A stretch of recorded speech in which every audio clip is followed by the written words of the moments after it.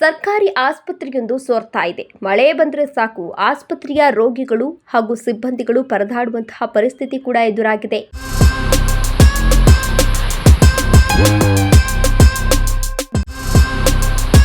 ಆಸ್ಪತ್ರೆಯ ಪರಿಸ್ಥಿತಿಯನ್ನ ಕಂಡು ಸಿಬ್ಬಂದಿಗಳೇ ಇದೀಗ ಬೇಸರವನ್ನು ವ್ಯಕ್ತಪಡಿಸ್ತಾ ಇದ್ದಾರೆ. ಪ್ರತಿನಿತ್ಯ ಸಾವಿರಾರು ರೋಗಿಗಳು ಓಡಾಡುವಂತಹ ಸ್ಥಳ ಇದಾಗಿದೆ.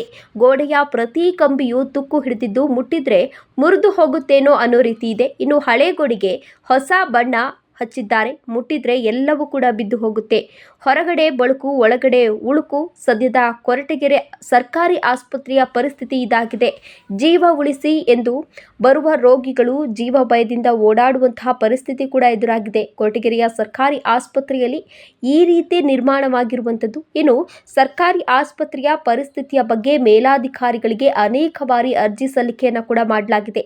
ಎಷ್ಟೇ ಬಾರಿ ಮನವಿ ಮಾಡಿಕೊಂಡ್ರೂ ಕೂಡ ಯಾವುದೇ ಪ್ರಯೋಜನ ಆಗಿಲ್ಲ ಎಂದು ಅಲ್ಲಿನ ಸಾರ್ವಜನಿಕರು ಇದೀಗ ಆರೋಪವನ್ನು ಕೂಡ ಮಾಡ್ತಾ ಇದ್ದಾರೆ.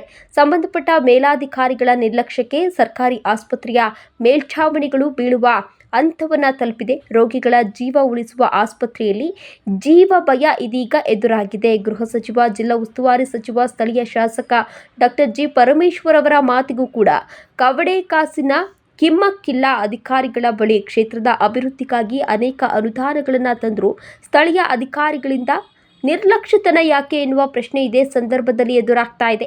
ಇನ್ನು ಸರ್ಕಾರಿ ಆಸ್ಪತ್ರೆಯ ನಿರ್ಮಾಣಕ್ಕಾಗಿ 41 ಕೋಟಿ ಅನುದಾನವನ್ನು ಸೀಮಿತವಾಗಿರಿಸಿದ್ರು ಕೂಡ ಆಸ್ಪತ್ರೆ ನಿರ್ಮಾಣಕ್ಕೆ ಜಾಗ ನಿಗದಿಯಾಗಿಲ್ಲ. ಯಾಕೆ? ನಿಗದಿಯಾಗಿರುವ ಜಾಗ ಬಂಡೆಗಳಿಂದ ಕೂಡಿದ್ದು ಆ ಜಾಗ ಯೋಗ್ಯವಲ್ಲ ಎಂದು ಅಧಿಕಾರಿಗಳು ಈಗಾಗಲೇ ದೃಢಪಡಿಸಿದ್ದಾರೆ. ಹೊಸ ಆಸ್ಪತ್ರೆಗೆ ಅನುದಾನ, ಜಾಗ ಎಲ್ಲವೂ ಕೂಡ ಸಿಕ್ಕಿದೆ.